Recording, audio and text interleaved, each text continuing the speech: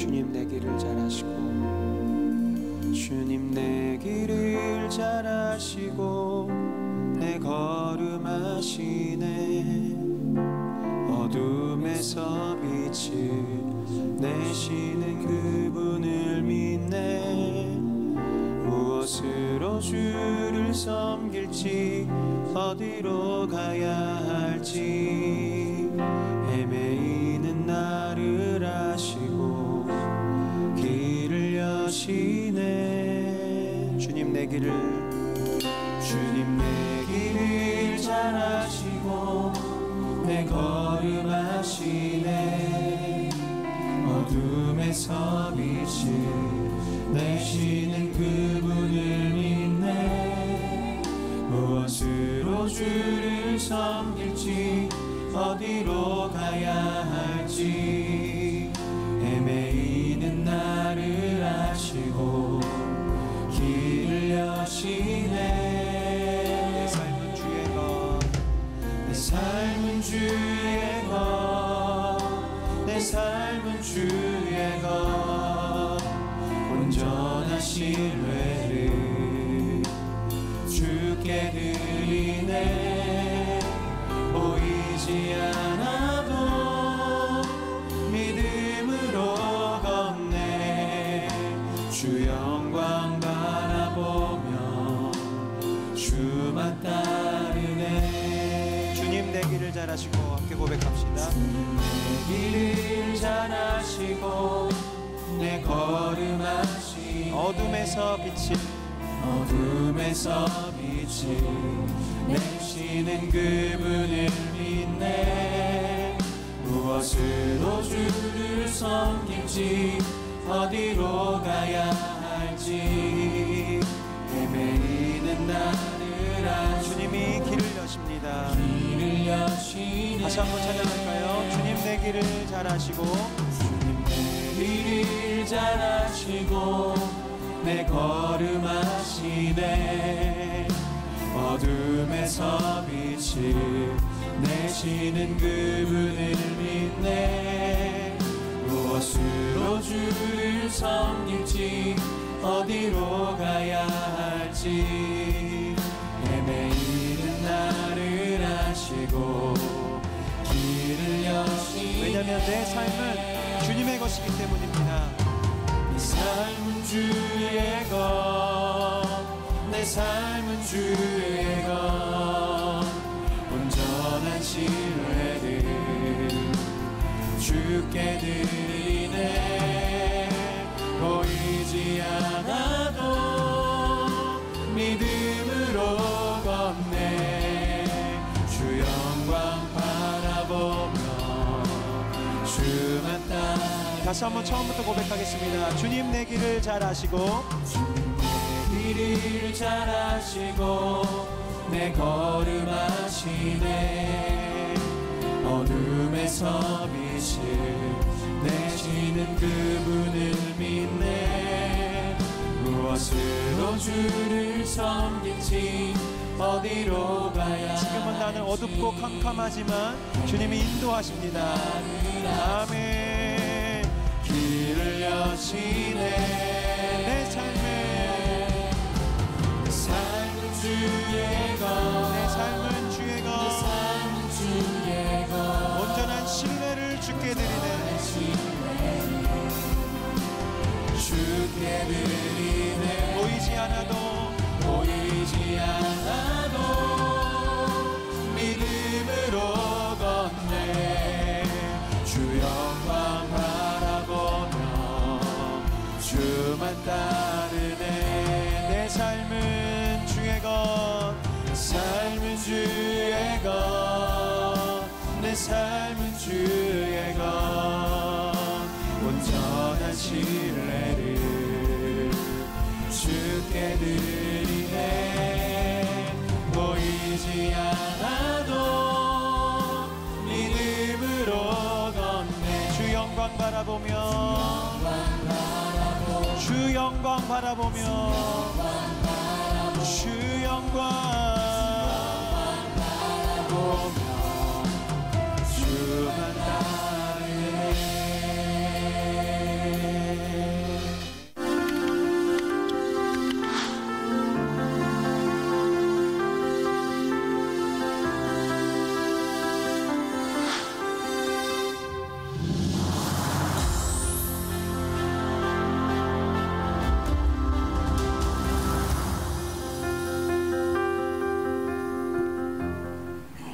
오늘은 교회에 대한 이야기 두 번째 제목은 우리는 흩어지기 위해 모입니다 라는 제목입니다.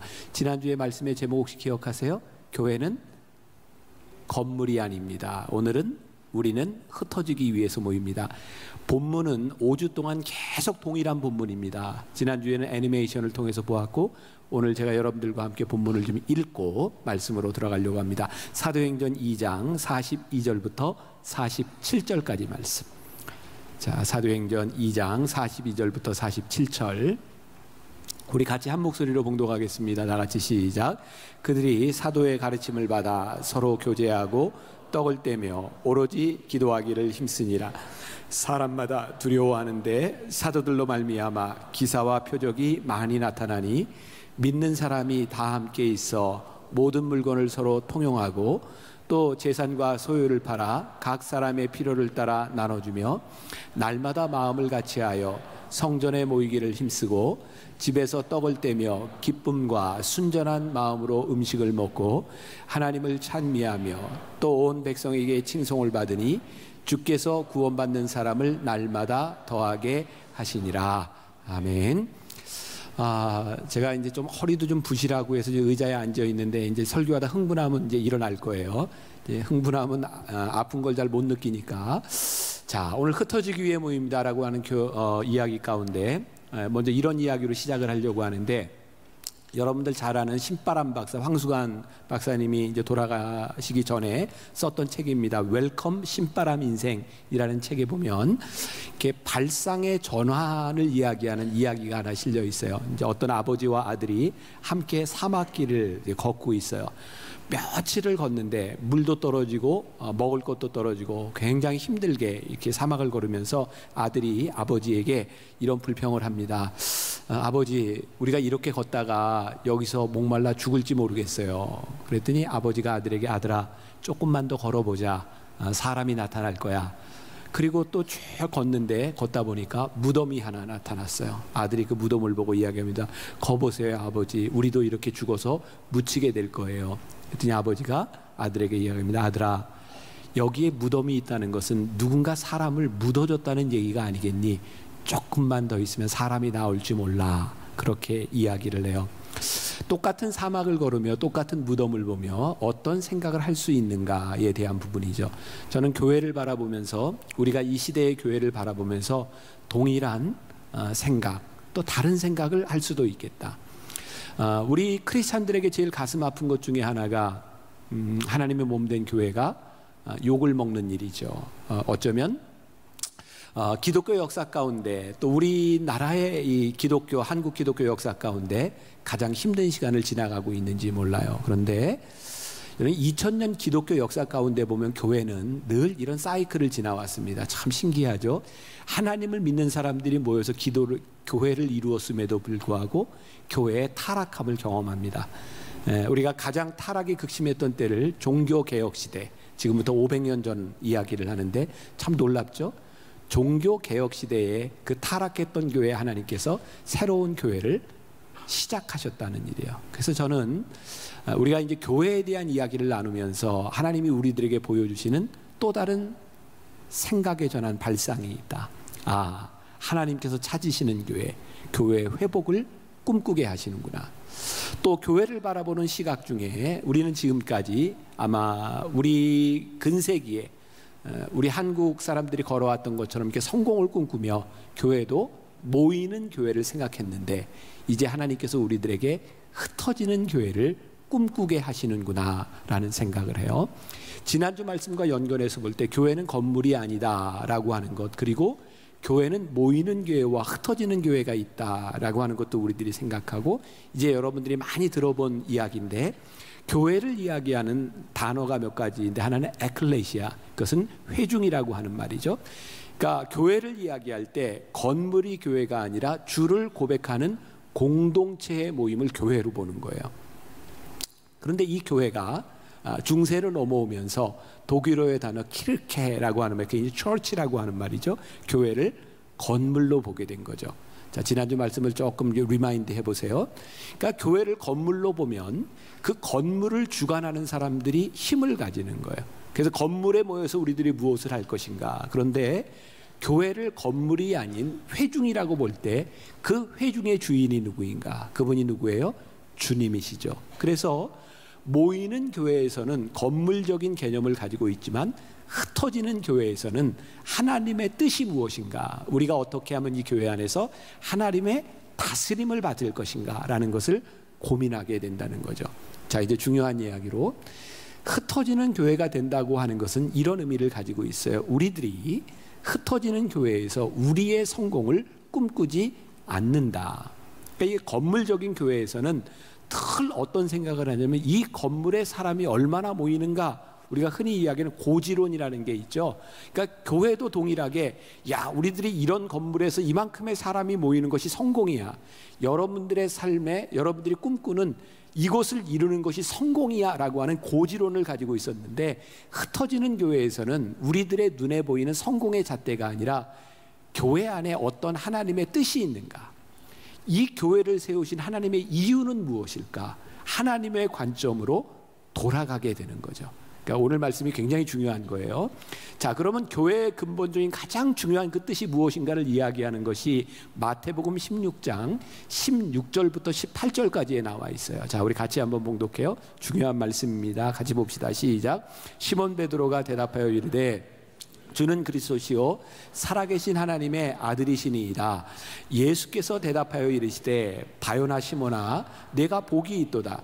이를 내게 알게 하니는 혈육이 아니요 하늘에 계신 내 아버지시니라. 또 내가 내게 이르노니 너는 베드로라. 내가 이 반석 위에 내 교회를 세우리니 음부의 권세가 이기지 못하리라. 자, 교회를 세워주신 가장 기본적인 백그라운드가 되는 게 뭐예요? 예수님을 주라고 고백했던 베드로의 고백 위에서 하나님 교회를 세우셨고, 그 교회의 특징은 하나님께서 그 교회를 세우실 때 음부의 권세가 너희를 이기지 못한다. 그러니까 교회가 세상에 흔들리고 어둠의 세력들에 흔들리는 이유는 우리들이 뭐라고 생각할 수 있어요? 주를 고백하는 고백 위에 세워지지 않았다라고 말할 수 있는 거예요.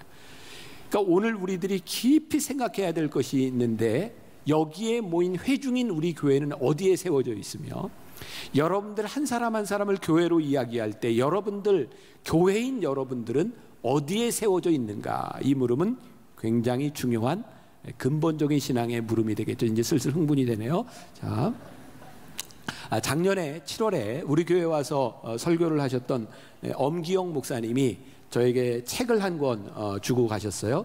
그 책 제목이 내가 선 곳 거룩한 땅이라는 책이었어요. 그 책을 보면서 이게 참 중요한 통찰이다라고 생각했던 부분이 하나 있습니다. 여러분들 구약에 나오는 요셉 알죠? 요셉. 요셉 하면 딱 떠오르는 단어가 하나 있어요. 그는 꿈꾸는 사람, 꿈에 대한 이야기. 요셉은 꿈을 많이 꿨던 사람이에요. 그러니까 우리가 잘 아는 것처럼 요셉이 애굽에 팔려가게 된 이유 가운데 하나가 그가 꿈 꿨기 때문이죠. 어떤 꿈을 꿨냐면 볏짐들이 다 자기를 둘러싸고 절하는 거예요. 또 하늘의 별과 달이 자기를 보고 절을 해요. 그게 무엇을 상징했냐면 그의 아버지와 형제들이 자기를 보고 절하는 거죠. 그 꿈을 꿨다가 형제들에게 미움을 받고 요셉은 애굽에 노예로 팔려갑니다. 그리고 그 꿈은요, 요셉의 인생에서 계속됩니다. 꿈을 꿔요. 그래서 우리는 그런 얘기를 참 많이 들었던 것 같아요. 여러분, 요셉처럼 꿈을 가지세요. 꿈꾸는 사람이 되세요. 근데 엄기영 목사님의 책에서 그런 얘기를 합니다. 하나님은 요셉이 꿈꾼 대로 일하신 분이 아닙니다. 오히려 요셉은 그가 꿈을 꾼 것 때문에 어려움을 당했고, 그는 계속 꿈을 꿨지만 하나님은 요셉의 꿈대로 일하신 분이 아니라 하나님은 요셉을 인도해 가고 계셨습니다. 요셉이 꿈을 꾸고 그리고 꿈 때문에 어려움을 당하면서 사실 요셉에게서 큰 문제는 어쩌면 비전에 대한 문제가 아니라 생존에 대한 문제였던 것 같아요. 그는 살아남는 것에 대한 문제였어요. 근데 요셉이 중요한 인생의 위험한 혹은 특별한 시기를 건널 때마다 성경에서 요셉에 대해서 묘사하는 말이 있어요. 그게 뭐냐면 하나님이 함께하사라는 말이었어요.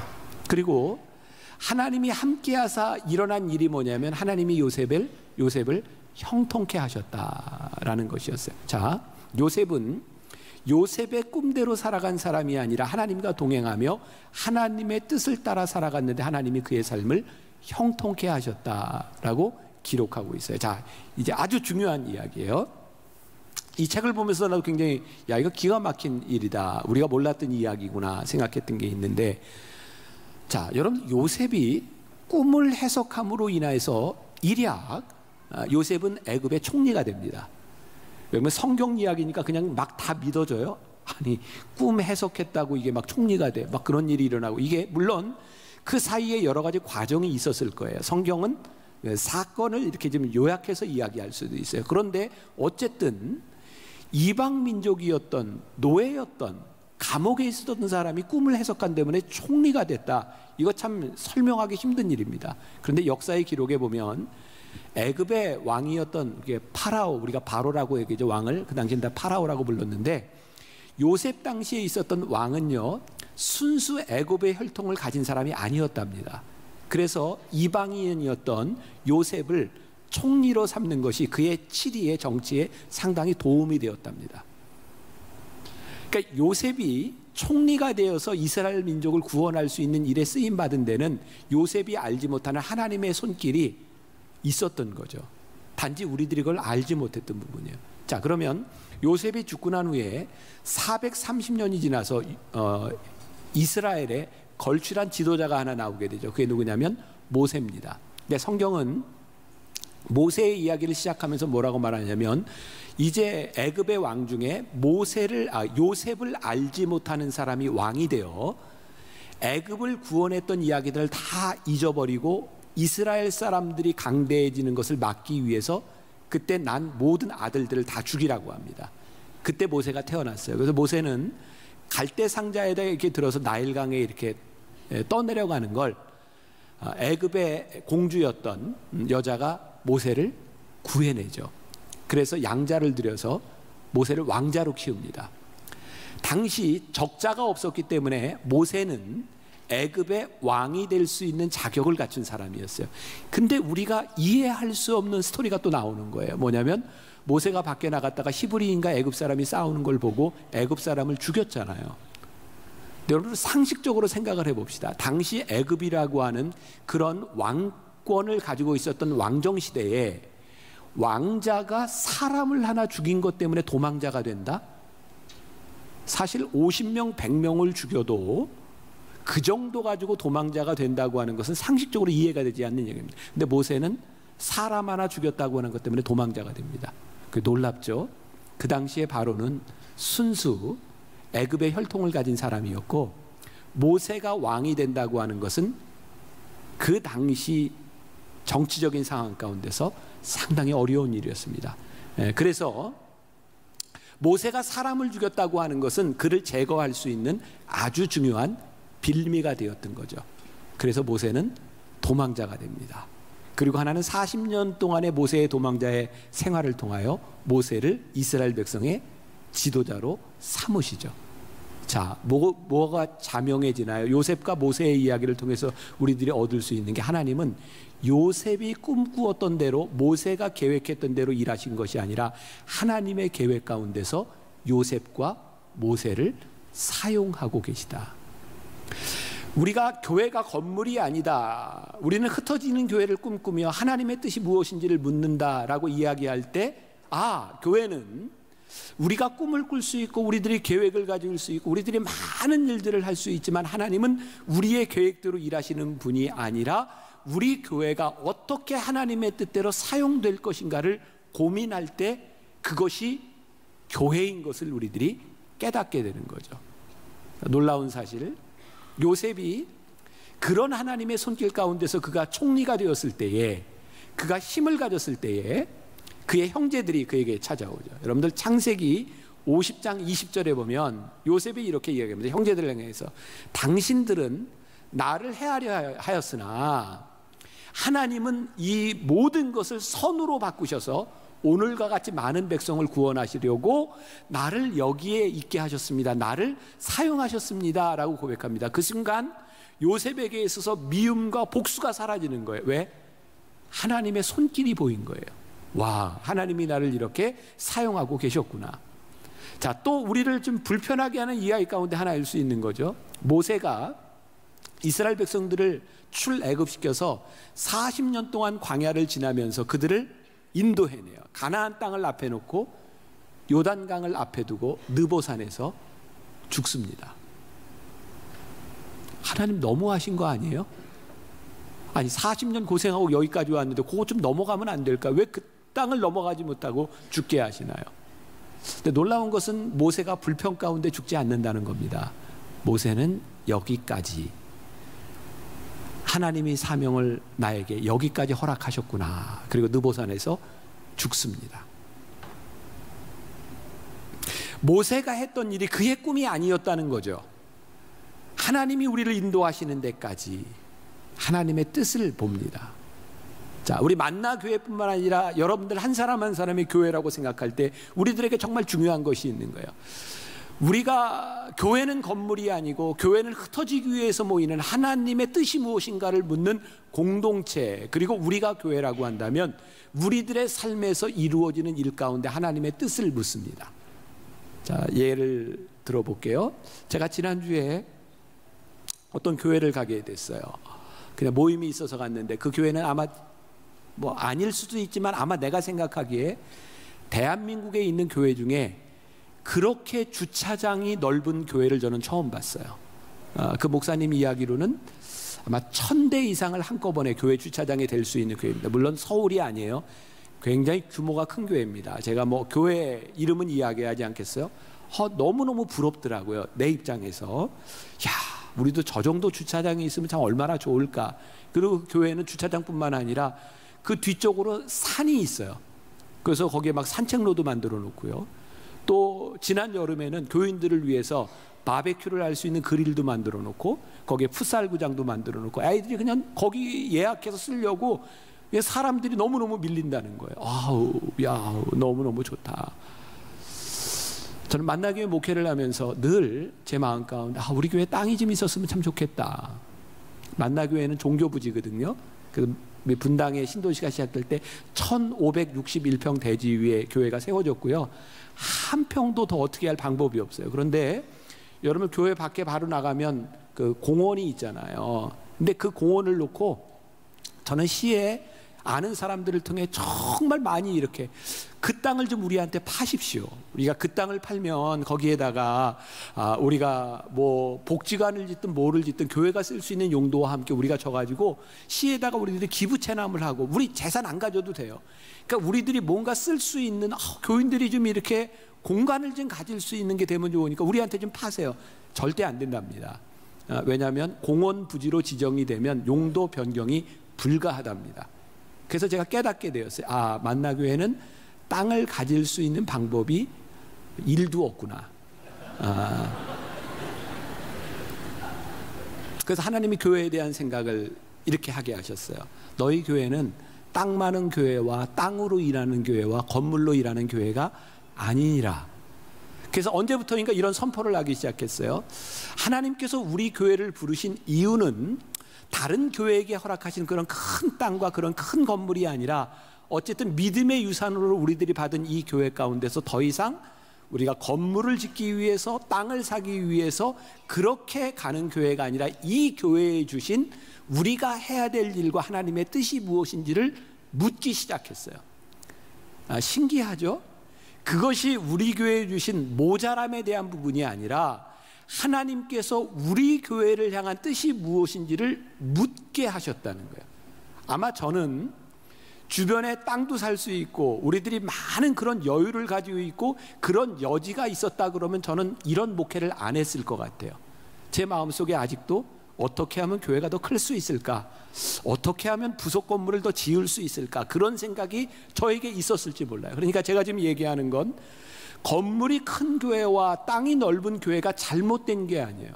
그 교회는 그 교회대로 하나님이 사명을 주신다고 생각하는 거예요. 우리 교회는 이 상황 가운데서 우리를 부르신 이유가 무엇인가를 물어야 된다는 거죠.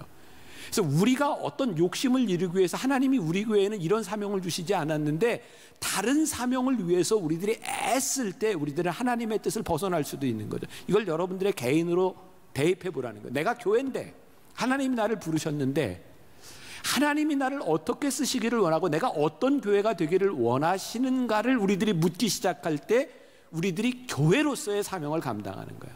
우리는 남의 것을 부러워하는 것이 아니라, 아니 남을 디스하는 것이 아니라 우리들에게 주신 뜻이 무엇인가. 그래서 교회 안에서 우리들이 흩어짐에 대한 진정한 의미를 생각하기 시작할 때 우리의 삶이 하나님의 꿈이 되기 시작하는 것 같아요. 자, 하나님의 꿈이 된다고 하는 게 뭘까? 자, 사도행전 교회를 생각해 보세요. 이제 사도행전 1장과 2장으로 넘어가면서 성령의 역사가 나타나요. 마가의 다락방에서 성령을 체험한 제자들이 이제 뜨거운 마음으로 나와서 복음을 전하기 시작하죠. 사도행전에서 나오는 첫 번째 기적 이야기가 있어요. 사도행전 3장 1절부터 10절까지의 성전 미문 앞에 있는 안진뱅이를 고친 사건입니다.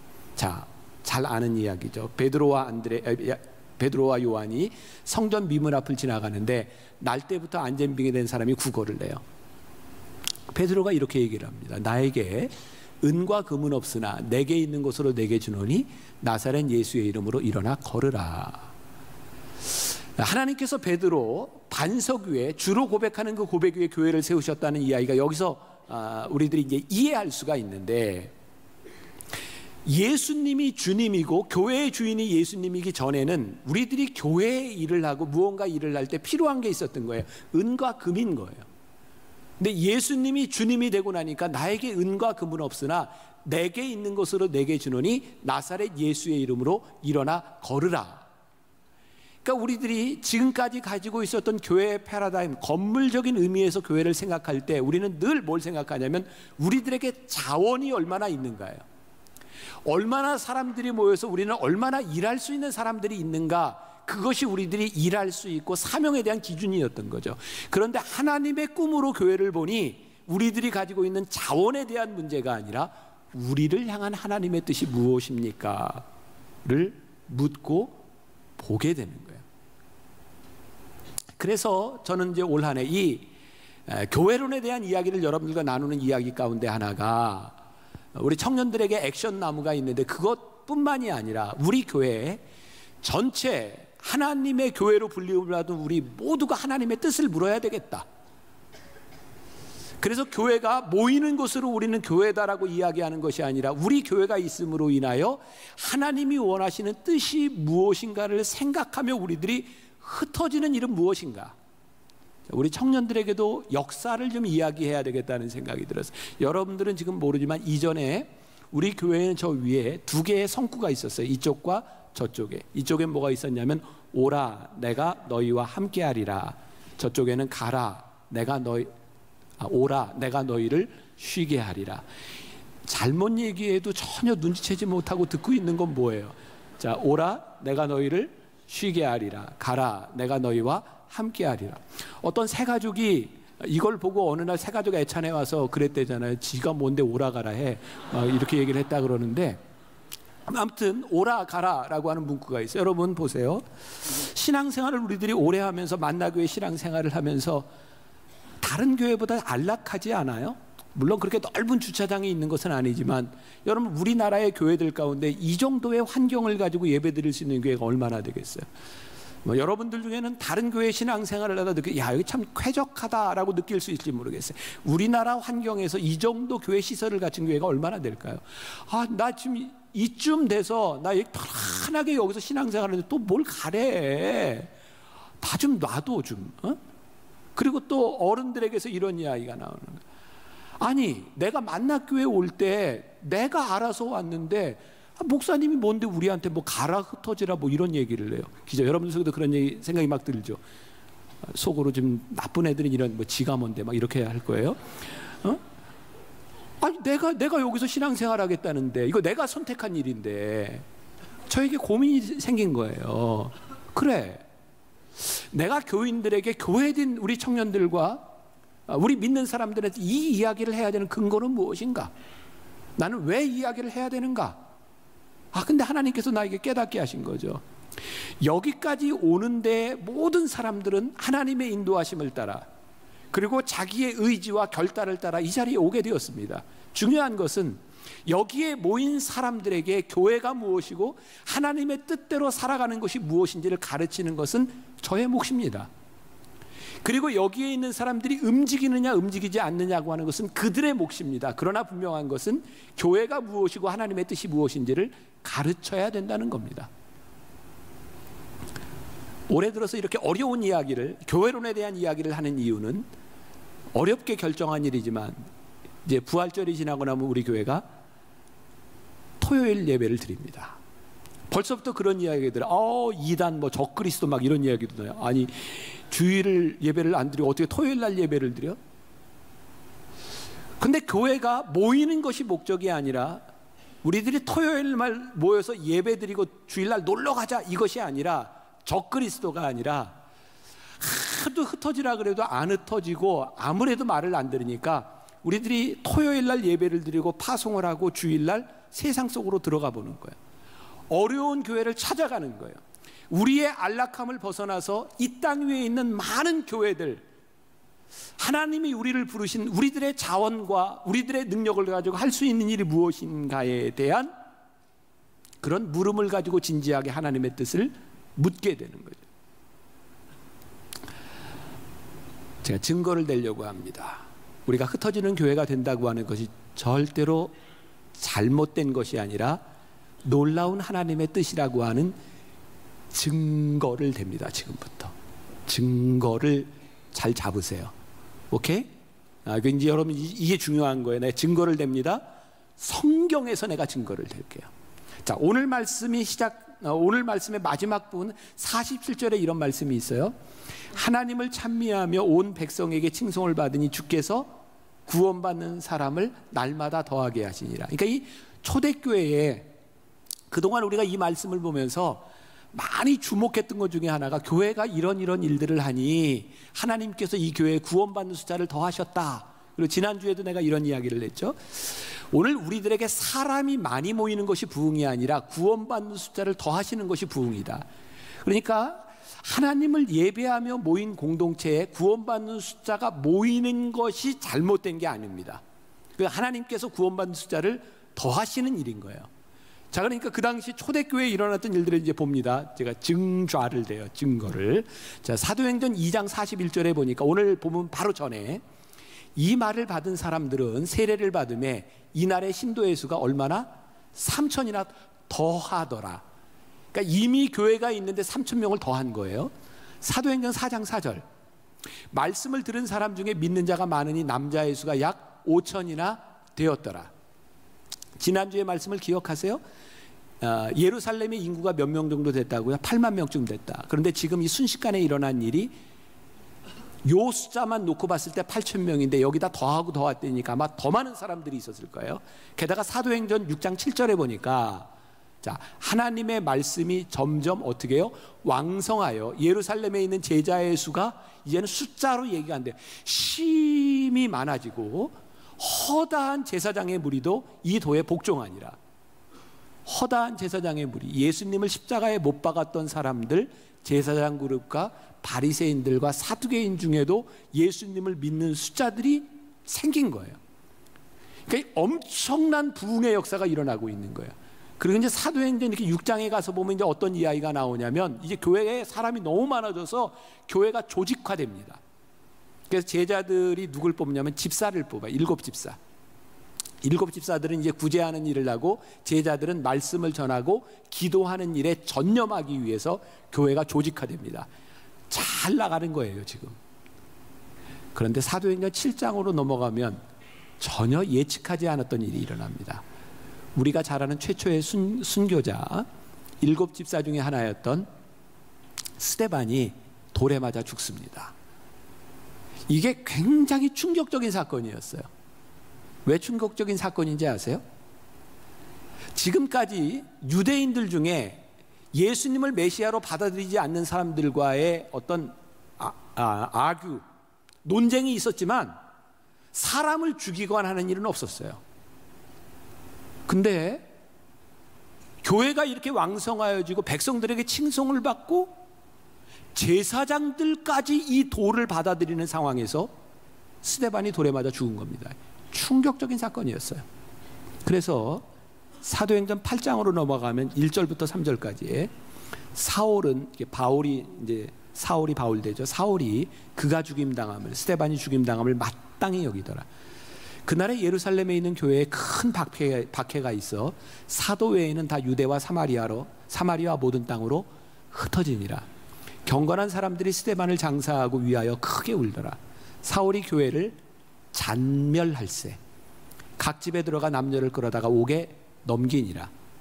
그리고 그 다음 4절에 보니까 그 흩어진 사람들이 두루 다니며 복음의 말씀을 전할세. 자, 중요한 역사인데요. 이렇게 예루살렘의 교회가 이렇게 흥왕하고 왕성하는 것을 보면서 하나님의 뜻이 모이는 교회였다면 하나님은 그 교회를 더욱더 부흥하게 하셔야 되는데 하나님께서 교회를 흩어버리셨단 말이에요. 근데 놀라운 사실은 그건 역사죠. AD 70년 로마가 예루살렘을 멸망시킵니다. 예루살렘이 멸망되고 그 이후에 2000년 동안 유대민족은 나라 없는 민족으로 떠돕니다. 무슨 얘기냐면 예루살렘의 교회가 흥왕한 채로 그냥 놔뒀다면 교회는 예루살렘 멸망과 함께 자취도 없이 사라졌을 텐데 하나님께서 교회를 흩으셨어요. 우리가 생각할 수 있는 방식이 아니라 모르겠어요. 아마 제자들이 그런 설교를 했을지도 몰라요. 여러분, 교회는 흩어지는 겁니다. 흩어지세요. 그랬더니 거기 모였던 사람들이 지가 뭔데 흩어지라 그래? 우리가 모였는데 이랬을지도 몰라요. 이게 안 되는 거예요. 그랬더니 하나님께서 무섭죠. 박해를 통해서 그들을 다 흩어버리셨어요. 그리고 흩어진 그들로 인하여 유대와 사마리아와 땅끝까지 이르러 복음이 전해지고 오늘 우리가 이 말씀을 받아들이고 있는 거죠. 하나님이 교회를 흩으시는 데는 이유가 있고 교회는 모이는 데 목적이 있는 것이 아니라 흩어지는 데 하나님의 뜻이 있다고 하는 것을 성경이 초대교회의 역사가 우리들에게 증거하고 있는 거예요. 여러분들은 모르는 이야기, 그러나 역사적인 우리 교회에 있었던 사진을 하나 보여주실래요? 저 교회가 여러분들 창립기념일 때 가끔 보는 사진이죠. 만나교회의 처음이 저 천막교회였습니다. 저기 앉아 계시는 분이 돌아가신 저희 어머니예요. 저 교회 안에서 예배를 드릴 때 저는 고등학생이었습니다. 저는 성가대를 했는데 성가대를 하려고 이렇게 성가대석에 서 있으면 머리가 닿아서 이렇게 숙이고 노래를 불러야 되는 그런 곳에서 만나교회가 처음 시작을 했습니다. 그런데 천막교회에서 시작하게 된 이유가 있습니다. 저게 이제 81년이에요. 저희 아버님이 유명한 부흥사였어요. 여러분들은 잘 모르는, 여러분들 어른 세대에는 잘 알려진 부흥사셨어요. 그러니까 소위 말하는 목회에 성공을 한 분이었어요. 그래서 저는 왕십리에서 자랐어요. 초등학교, 중고등학교.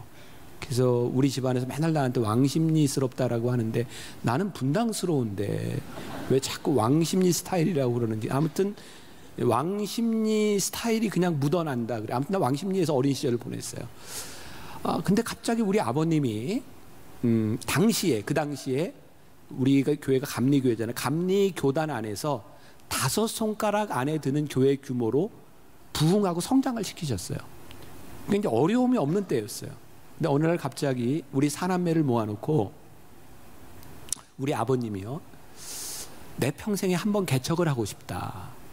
우리 온 식구가 교회에서 우리 성전에서 철야 기도를 하자. 그리고 모여진 의견이 뭐였냐면, 아버지 개척하세요. 우리 형제들이 다 돕겠습니다. 그래서 지금은 그렇게, 예전에는 그렇게 번화하지 않았던 압구정동 현대아파트 앞에서 목회가 시작이 됩니다. 그때가 80년. 그 교회는 이렇게 아주 개척교회가 아니라 삼양동에 있는 교회가 영동에다가 개척을 했다. 그래서 교회 이름이 삼영교회라는 데가 있었어요. 근데 그 교회 교인이 한 50명 정도 모였는데 그 교회에서 우리 아버님을 담임 목사로 초빙을 한 거고, 우리 아버님은 거기에서 개척하는 마음으로 목회를 시작하신 거예요. 놀랍게 부흥의 역사가 일어났어요. 몇 달 만에 교인들이 차고 넘치고 몇 부로 예배를 드려야 되는 상황에서 삼영교회, 좀 촌스럽잖아요. 그래서 이름을 바꿨어요. 만나교회로. 그리고 멀리서 오는 사람들 때문에 대형 버스를 샀고 교회가 정말 놀랍게 부흥하는데 어떤 일들이 일어났냐면 그 전에 있었던 한 5, 60명의 교인들이 막 늘어나다 보니까 이전에는 우리가 주인이었는데 새로 들어온 사람들이 모든 일을 다 하는 게 물론 어떤 일이 있었는지 모르겠어요. 그래서 저는 못 볼 꼴을 봤어요. 고등학생 시절에 아버님이 설교하시러 강단에 올라가는데 교인들이 잡아 끌어내리고 다 나가라. 너희들 다 나가라. 우리는 우리끼리 하겠다. 그래서 교회가 건물도 없이 아무것도 없이 다 버리고 잠실 벌판에 저 천막에서 교회가 시작이 됐어요. 자, 제가 지금 이야기하는 게 저렇게 천막에서 교회가 시작이 됐는데 지금 이렇게 큰 교회가 돼서 하나님의 축복을 받았습니다. 지금 이런 얘기를 하는 게 아니에요. 그때는 왜 쫓겨나야 되는지, 왜 억울한 소리를 들어야 되는지 우리가 이해할 수 없는 일들이었어요. 그런데 하나님의 인도하심이 있는 거예요. 하나님이 우리를 쫓아내시는 이유가 있는 거예요. 하나님이 우리를 흩으시는 데 이유가 있는 거예요. 이것을 만나 교회라고 하는 이름에만 대입하는 것이 아니라 여러분들의 인생에 대입해 보세요. 하나님께서 우리의 인생을 흩으시고 교회인 우리들을 하나님께서 뭔가 흩으실 때 우리를 향한 하나님의 뜻이 무엇인가? 중요한 것은 흩어지는 교회에서 하나님이 우리와 함께 하실 때 고백했던 게 있어요. 형통하였더라. 흩어지심 가운데 하나님의 뜻이 있을 때 우리가 고백할 수 있는 게 있는 거예요. 형통했다. 그게 교회인 거예요. 하나님과 함께 하나님의 뜻대로 흩어진 공동체의 형통함을 경험하는 것. 그리고 또 놀라운 사실이죠. 하나님께서는 우리의 경험과 우리들의 삶과 하나님이 우리를 흩어지게 하셨을 때 우리의 자원과 우리를 하나님께서 사용하신다는 거예요. 이제 청년 예배니까 아마 만나교회 이제 청년 목사로 내가 처음 시작한 게 딱 20년 전입니다. 그때는 우리 청년들과 함께 여러분들은 너무너무 당연하게 생각하는 지금 뭐 단기 선교니 뭐 농촌 봉사활동인 이런 것들을 많이 하고 있는데 20년 전 내가 처음으로 우리 청년들을 데리고 해외 단기 선교를 간 게 필리핀이었어요. 그게 우리 교회 역사상 처음 단기 선교를 간 일이었고 나는 그 당시 우리 청년들 한 70명, 80명 모이는 공동체에서 시작을 했는데 영월이라고 하는 지역을 딱 정해놓고 우리가 영월을 살리자. 그래서 청년들과 함께 1년에 4번 그때 아마 김종윤 목사님이 전도사였나 청년이었나 청년이었구나. 그때 아이고 그렇구나. 그때 같이 막 다니던 세대 영월로 의료봉사팀, 뭐 노방전도팀, 농할팀, 뭐 성경학교팀. 그때는 2박 3일씩 이렇게 갔는데 이런 좋은 환경이 아니라 진짜 교회에서 겨울에 바닥에 이불을 깔고 자면서 청년들과 함께 2박 3일씩 이렇게 다녔단 말이에요. 근데 영월을 가게 된 이유가 뭐냐면 그 영월이 내가 전도사로 첫 목회를 했던 지역이었어요. 내가 영월을 떠나오면서 울면서 떠나왔어요. 왜냐하면 나는 내가 떠나고 싶어서 떠난 게 아니라 영장이 나왔어요. 영장. 나는 이제 군목을 가야 되는데 생각보다 일찍 나왔어요. 그래서 거길 놓고 나와야 되네. 그때 막 교인들이 애들이 모이고 시작하고 하는데 그때는 나는 신앙에 대한 문제가 아니라 그 사람들이 불쌍했어요. 그리고 군목을 마치고 미국 유학을 갔다 오고 우리 청년부에 왔는데 내 머리 가운데 계속 떠오르는 게 그 영월에 대한 생각이었어요. 그러니까 하나님은 나의 경험을 통해서 우리 청년들을 통해서 영월에 이제 가게 하신 거예요. 계속 이제 가면서 근데 일이 잘 되고 막 모이다 보니까 어떤 요청이 들어왔냐면 그 영월에 있는 교회에서 이런 이야기를 하는 거예요. 진짜 우리 성경학교를 어린이를 살려주고 싶으면 이렇게 오지 말고 매일 오세요. 매주. 지금 영월 가는데 2시간 조금 더 걸리는데 그때는 4시간, 5시간 걸릴 때입니다. 매주. 매주라니까.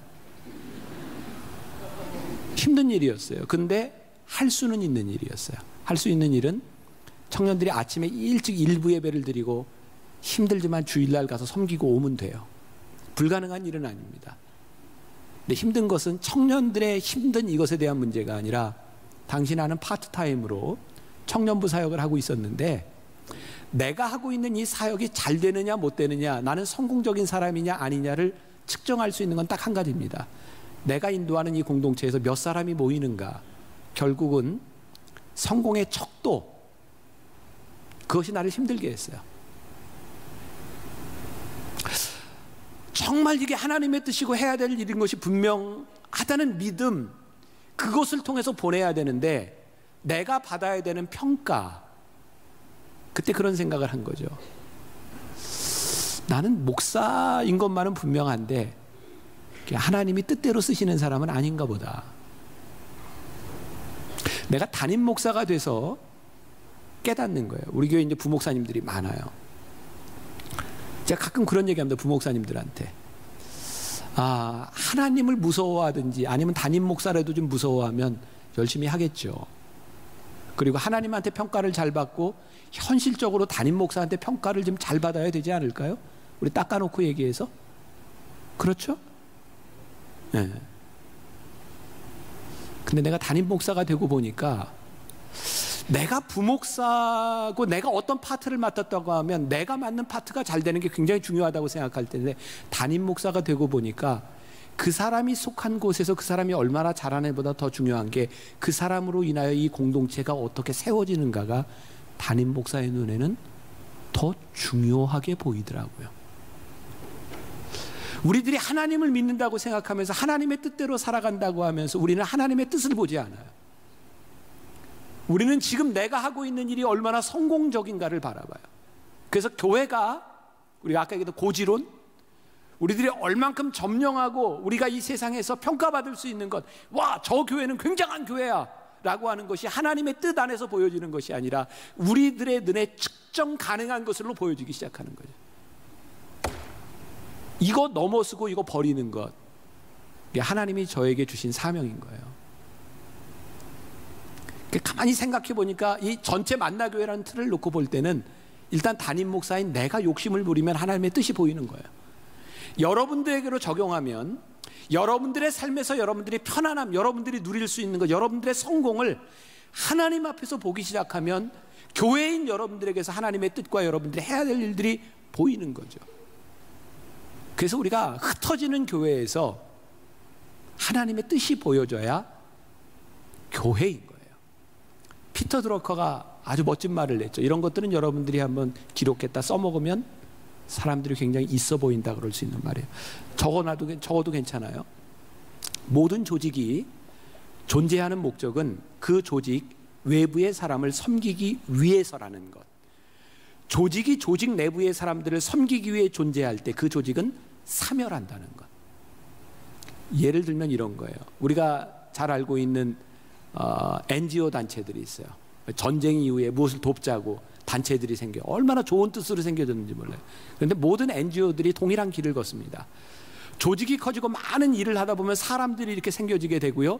어느 시점에 가면 조직 안에 있는 사람들을 먹여 살리는 일들이 더 커집니다. 전 가끔 그런 생각을 합니다. 그때가 되면 그 조직은 없어지는 게 좋습니다.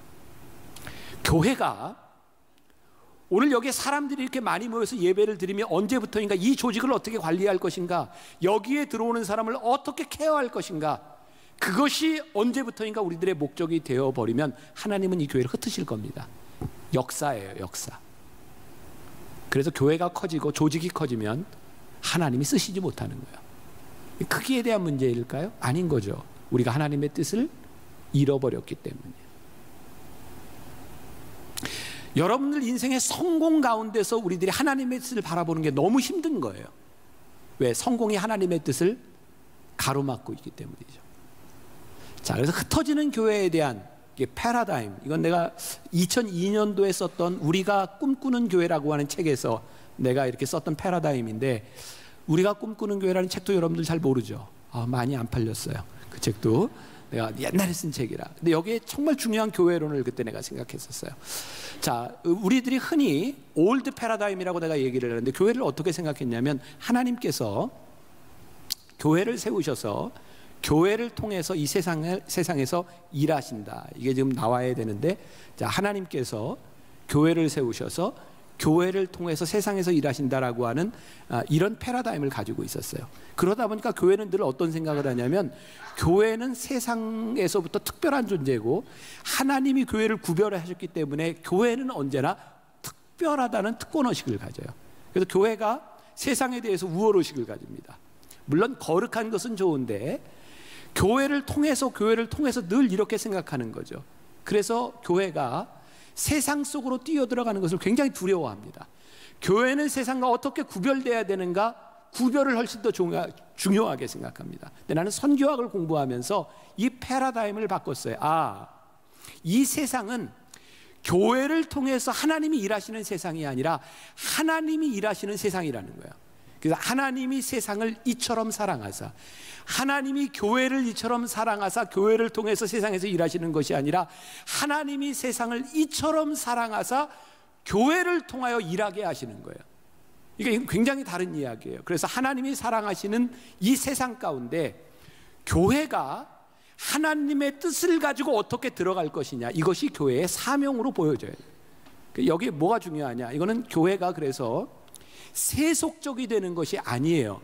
그러나 세상 속에서 일하는 공동체가 되는 거예요.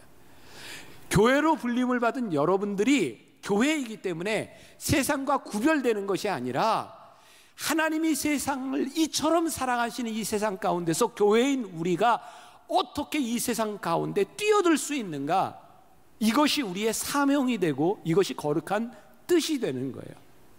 우리는 이제 이 교회론을 공부를 하면서 우리는 아주 다른, 교회는 건물이 아니고 교회는 흩어진 공동체라고 하는 믿음 위에서 우리 교회가 가야 될 방향과 청년부가 가야 될 방향과 교회로서 여러분들이 살아가야 될 방향이 정해져야 되는 거예요.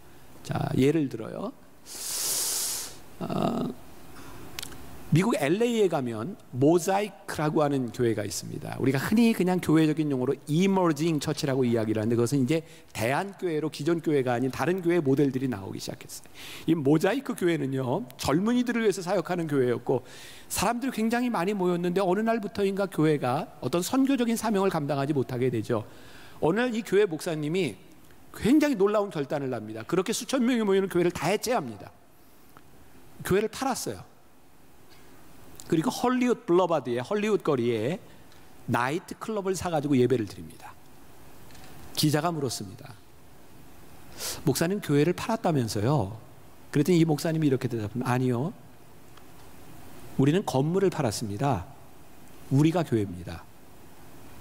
그리고 헐리우드에서 예배를 드리는 거예요. 왜? 나이트 클럽에서 젊은이들이 들어와서 거기서 예배를 드릴 수 있도록. 그리고 그 교회는 한 달에 2번 공개적으로 세례 받을 사람들을 초청하고요. 세례를 어디에서 드리냐면 헐리우드 거리의 블러바드에서 사람들이 다 보는 곳에서 침례를 합니다. 그리고 세례를 받은 사람들이 나와서 간증을 합니다. 그 목사님은 교회를 판 것이 아니라 건물을 팔았고 나이트 클럽이 교회가 되는 거예요. 우리가 이 세상 가운데서 하나님의 뜻대로 살아간다고 하는 것은 우리들의 삶을 통해서, 교회인 우리를 통하여 하나님의 뜻이 이루어지는 거예요. 그때 우리는 영향력 있는 사람이 되는 거예요. 그 책에 한국의 우리나라의 어떤 교회가 나옵니다. 교회 이름이 오떡이어 교회입니다. 그 교회는 젊은 목사님인 것 같아요. 아무튼 주말이 되면 어린이들을 전도하기 위해서 늘 떡볶이를 해가지고 나갑니다. 새빨간 떡볶이를 가지고 나가면서 그 목사님이 이렇게 얘기하죠. 이것이 그리스도의 새빨간 피의 복음입니다. 오떡이어 교회. 떡볶이를 가지고 세상으로 가는 거예요. 교회에 대한 패러다임이 바뀌는 거예요. 우리는 거룩한 공동체로 불리움을 받아서 하나님이 우리를 통해 일하시는 그런 존재가 아니라 하나님이 일하시는 세상 가운데서 우리가 하나님의 마음에 동참하며 하나님의 뜻을 이루기 위해서 사는 거죠. 그때 우리는 파워풀한 삶을 살아가는 거예요. 그러니까 여러분들이 이제 오늘 예배를 드리고 흩어지면 여러분들 흩어지는 교회가 되는 거죠. 그죠? 그리고 흩어지는 교회 가운데서 하나님이 원하시는 뜻을 물어요. 그리고 우리는 교회가 되는 거예요.